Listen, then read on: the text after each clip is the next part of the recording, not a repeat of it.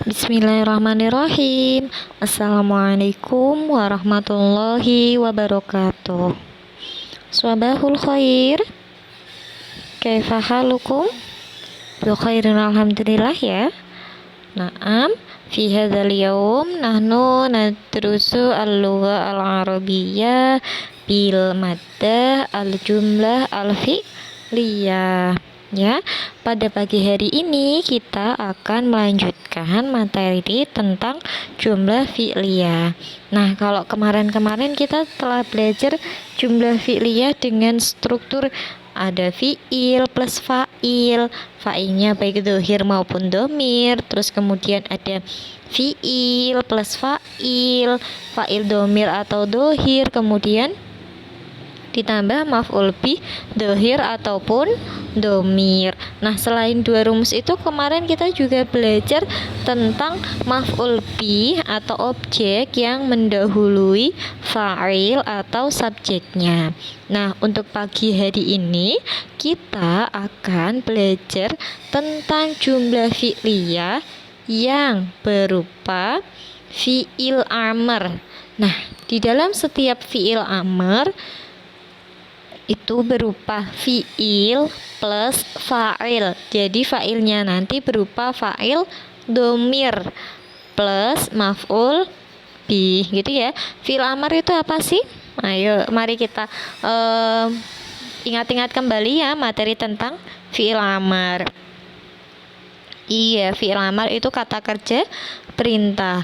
Kata kerja perintah kalau dalam bahasa Indonesia contohnya apa? Iya, tulislah, bacalah, ya kan? Kalau menulis bahasa Arabnya apa? Kataba. Kalau dijadikan fi'il amar, uktub. Kalau ditasrifkan menjadi uktub, uktuba, uktubu, uktubi, uktuba, uktub. Nah, ya kan? Sebelum saya lanjutkan, fi'il amar atau kata kerja itu ditujukan kepada siapa sih? Kata ganti orang keberapa sih? Iya, ditujukan kepada kata ganti orang kedua. Bentuknya apa berarti? Dalam bahasa Indonesia, iya, kamu. Atau dalam bahasa Arab, tasrifan kita mulai dengan kata ganti anta ya, dari kata ganti anta sampai kata ganti antuna ya, anta, antuma, antum, anti, antuma, antuna. Nah, kalau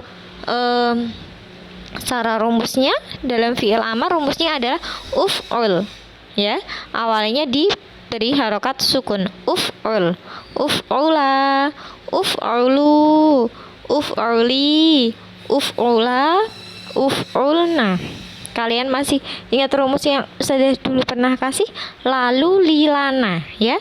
La berarti dibaca a, u berarti lu berarti dibaca u, li berarti dibacanya i, la lagi berarti harokatnya a atau fathah. Nah, berarti dikasih huruf tambahan. Nah, kita ingat-ingat ya, lalu li lana. Kalau uktub ya, uktub, uktuba karena la, uktubu karena u, uktubi, uktuba, uktub. Nah, kalau iqra berarti gimana? Bacalah. Iqra, iqra'a, iqra'u, iqra'i, iqra'a, iqra'. Nah, gitu ya.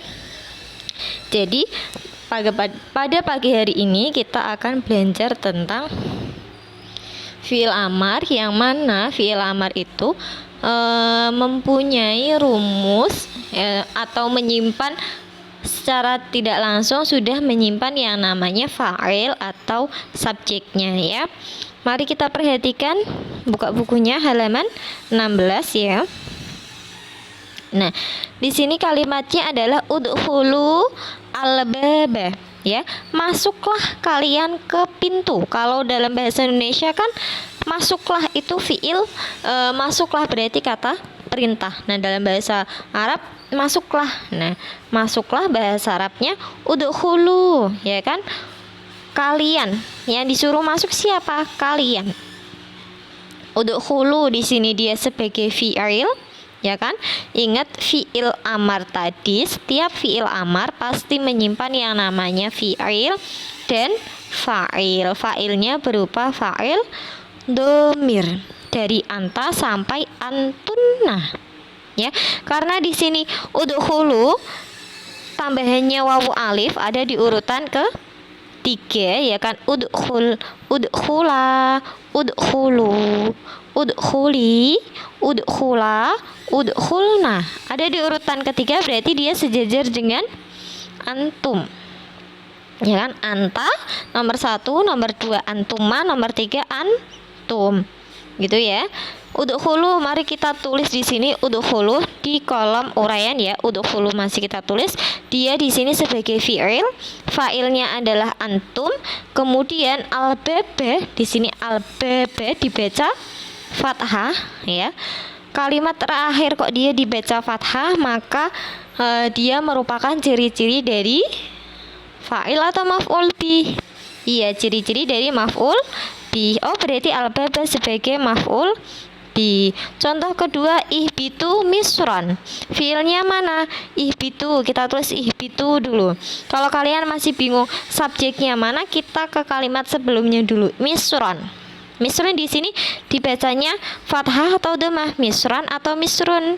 Kalau dia dibacanya misron, berarti dia menjadi maf'ul bih, tapi kalau dibaca misron berarti dia menjadi fa'ilnya. Di sini bacanya apa tadi? Misron. Oh, berarti misron itu sebagai maf'ul bih. Berarti huruf tambahannya apa tadi? Ihbitu. Kan ada wawu alif. Oke, di sini tulis ya wawu alif ya. Masih ditulisnya tetap ihbitu. Karena tambahannya wawu alif sama yang kayak pertama tadi, maka dia fa'ilnya adalah antum. Terus nomor 3, istabiqu al khairati. Ya, istabiqu di sini termasuk fiilnya ya. Fiilnya istabiqu.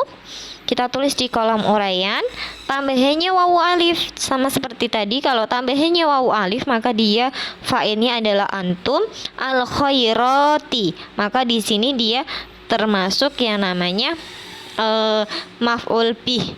Kok tidak al khairata Ustazah? Ya, karena al khairati di sini dia termasuk jamak muannas salim ya. Tuh. Yang berikutnya kita perhatikan contohnya ya. Nah, kalau kalian masih bingung dengan fi'il amarnya bisa dilihat di kolom contohnya. Pergilah, turunlah, berarti kan dia termasuk kata perintah ya. Berlomba-lombalah. Nah, berlomba-lombalah. Kalian, kalau kalian bahasa Arabnya apa? Antum ya, atau antuna jika ditujukan kepada perempuan. Nah, nomor 4, aqimu as-sholata. Oke, kita tulis dulu kalimat aqimu lengkap. Tambahannya masih wawu alif. Maka kalau tambahannya wawu alif, maka kata gantinya adalah atau subjeknya adalah antum. As-sholata di sini dibaca fathah ya. Kalau dia as-sholata, maka as-sholata tadi dia menjadi maf'ul bih. Kalau as-sholatu berarti menjadi fa'ilnya ya atau subjeknya. Idribu kalimat berikutnya, kalau tadi fa'il fi'il fa'ilnya berupa domir, maf'ul bihnya dzuhir. Kalau soal latihan soal contoh ini ya, contoh soalnya nomor 5 dan 6, maf'ul bihnya berupa isim domir ya. Iya, idribuhu. Oke, idribuhu. Idribu kita potong, idribu. Tambahannya wawu seperti yang saya sampaikan tadi. Kalau tambahannya wawu berarti fa'ilnya adalah antum. Hu di sini kan dia menjadi objek. Nah, objeknya mari kita ingat-ingat. Kalau kaki ls berarti huwa huma hum. hiya, huma, hunna sampai ana, nahnu. Tapi kalau kaki l o berarti bunyinya adalah hu, huma, hum, ha, huma, hunna, ka, kuma, kum, ki, kuma, kunna. Kalau hu di urutan pertama berarti dia sejajar dengan subjek ya. Subjek pertama berarti huwa. Kalau ha di urutan keempat subjeknya adalah huwa, huma, hum. Hiya, hiya ada di urutan keempat berarti ha sama dengan huwa. Kalau huwa sebagai subjek maka objeknya adalah ha. Kalau anta sebagai subjek maka objeknya adalah ka. Kalau antuma sebagai subjek maka objeknya adalah kuma, gitu ya. Dan seterusnya. Itu sudah pernah kita bahas dulu ya di materi sebelum-sebelumnya. Nah, kita lanjut. Kalau di sini hu menjadi objek ya, maka hu itu berasal dari huwa. Undurna. Ya, bisa kita lihat nih, pukullah. Tadi ya, idribuhu, pukullah, berarti pukul di sini sebagai predikatnya ya. Subjeknya apa? Kalian. Objeknya siapa? Dia, ya kan? Objeknya dia. Kalau undurna fiilnya atau predikatnya perhatikanlah, ya kan? Maka kalau ungdur ada di urutan pertama uf'ul berarti ungdur secara tidak langsung dia mempunyai dia menyimpan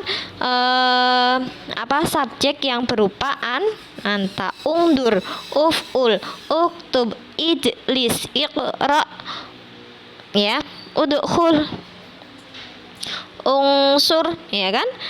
Maka kalimat-kalimat tadi secara tidak langsung dia menyimpan yang namanya subjek berupa anta. Kalau ungdura berarti subjeknya adalah antuma.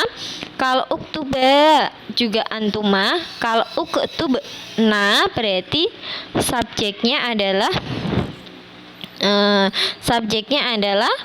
antun. Nah di sini na panjang.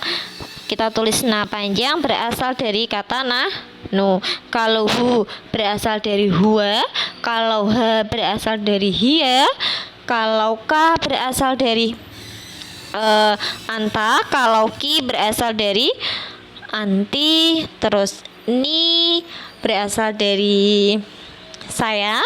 Kalau na panjang nih ya, undur na panjang maka dia berasal dari kata nahnu. Oke, kita perhatikan ayat-ayat Al-Quran berikut ini. Nomor 1. Di sini kita mempunyai 8 soal. Saya akan memberikan contoh 1 nomor saja. Nanti kalian tugasnya adalah mengerjakan soal nomor 2 sampai soal nomor 8 gitu ya. Saya kasih contoh dulu soal nomor 1. Ayat Al-Qur'annya berbunyi an-anzir qaumaka min qabli ayyatiyahum adzabun. Ini kalimatnya ya. Yang kita garis bawahi mana? Jumlah fi'liyah yang berupa fi'il amar, ya kan? Fi'il plus fa'il plus maf'ul bihnya baik dohir maupun domir. Kira-kira yang mana? Iya, angdir kau maka. Nah, kita garis bawahi dulu angdir kau maka. Ini yang saya lingkari ya, angdir kau maka. Kita tulis artinya apa sih kira-kira? Kita fokus ke kolom artinya. Kita cari dulu arti yang menunjukkan kata perintah. Mana sih? Iya, ingatlah kamu kepada kaummu. Nah, ini artinya berarti angdir kau maka artinya ingatlah kamu kepada kaummu. Nah, gitu ya. Nah, setelah kita garis bawahi arti maupun kalimatnya, berikutnya kita uraikan nih. Fiilnya mana berarti? Iya, fiilnya angdir. Kalau angdir tidak ada tambahan alif, ya, tidak angdiro, tidak angdiru, tidak angdiri, tidak angdiro lagi ataupun angdirna, maka dia fa'ilnya berupa anta. Kalau angdiro panjang, angdiro berarti fa'ilnya antuma. Kalau angdiru berarti fa'ilnya antum. Kalau angdiri berarti fa'ilnya anti. Kalau angdirna panjang ya, berarti angdirna, mohon maaf pendek, maka fa'ilnya adalah antuna, gitu ya. Angdir, oh berarti fiilnya angdir, karena tidak ada tambahan di belakangnya alif, wawu alif ataupun yang lain, berarti fa'ilnya adalah anta. Terus kemudian qaumaka, dia di sini secara otomatis menjadi maf'ul bihnya. Nah, berikutnya silahkan kalian perhatikan soal nomor 2 sampai nomor 8.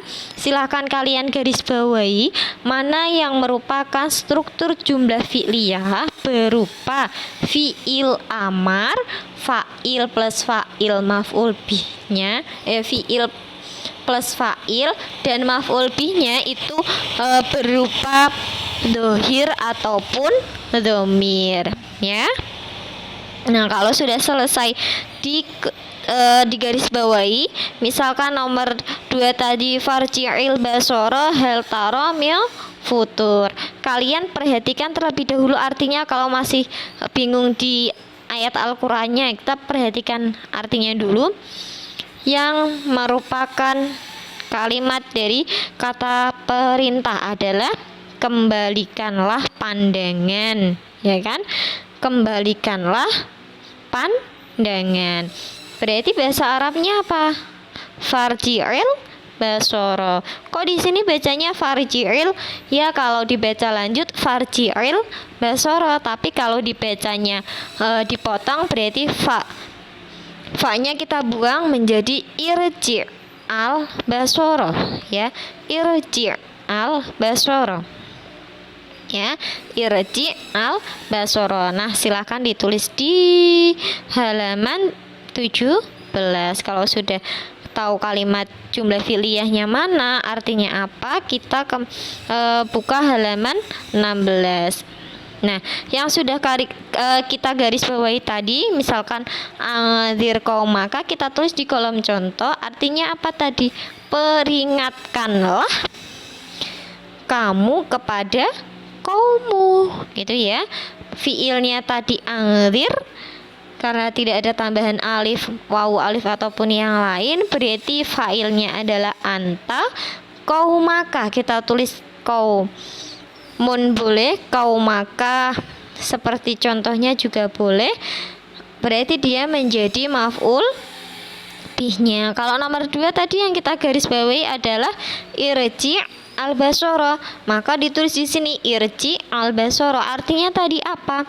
Kembalikanlah pandangan. Kemudian kita uraikan fiilnya mana, fa'ilnya mana, maf'ul bihnya mana. Kemudian nomor 3 sampai nomor 8 itu sama seperti cara mengerjakan dari nomor 1 ataupun nomor 2 tadi, gitu ya. Sudah paham? Oke, kalau ada yang belum paham nanti silahkan bisa ditanyakan ke Ustadzah kembali, ya. Ustadzah itu saja yang bisa Ustadzah sampaikan. Jazakumullah khairan katsira. Semoga bermanfaat. Ustadzah mohon maaf apabila ada salah, kekurangan dan khilaf. Wabillahi taufiq wal hidayah. Wassalamualaikum warahmatullahi wabarakatuh.